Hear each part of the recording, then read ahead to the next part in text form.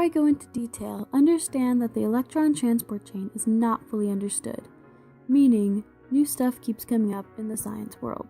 So this is where oxidative phosphorylation and the electron transport process occurs inside of a cell, where we show the membrane of the cell with hydrophilic heads and hydrophobic tails, creating a lipid bilayer.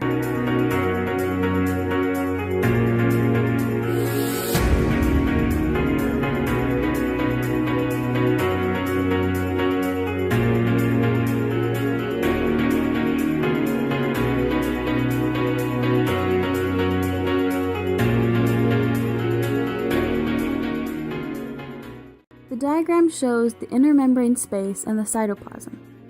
The electron transport chain occurs in 4 complexes, labeled as so, complex 1, 2, 3, and 4, as well as the enzyme that creates ATP, known as ATP synthase, or the 5th complex of the process.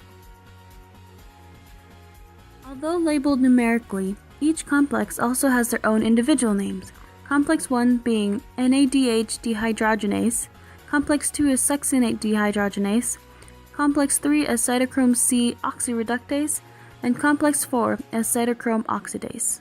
Total electron carriers from the 3 cycles are 10 NADHs and 2 FADH2s.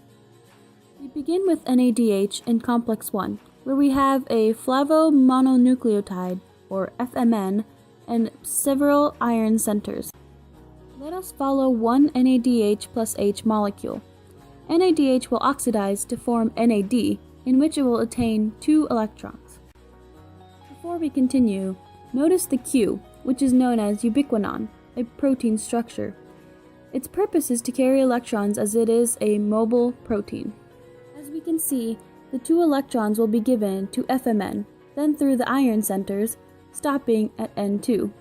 The 2 electrons will bring in 2 hydrogen ions, binding to ubiquinone, creating ubiquinol.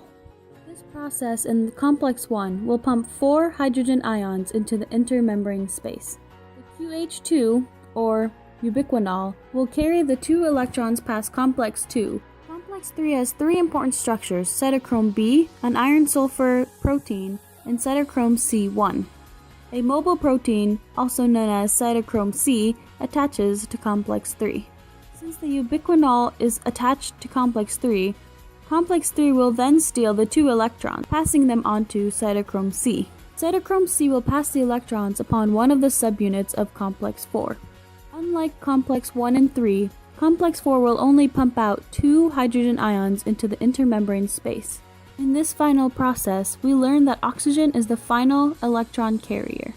From the 3 complexes, we attained a total of 10 hydrogen ions, 10 protons being pumped from the matrix to the intermembrane space.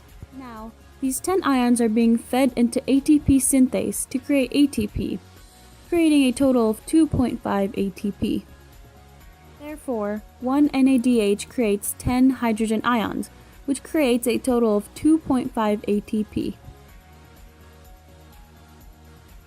Lastly, in complex 2, FAD turns to FADH2, which creates 2 ATP rather than 3 because it does not pass through complex 1.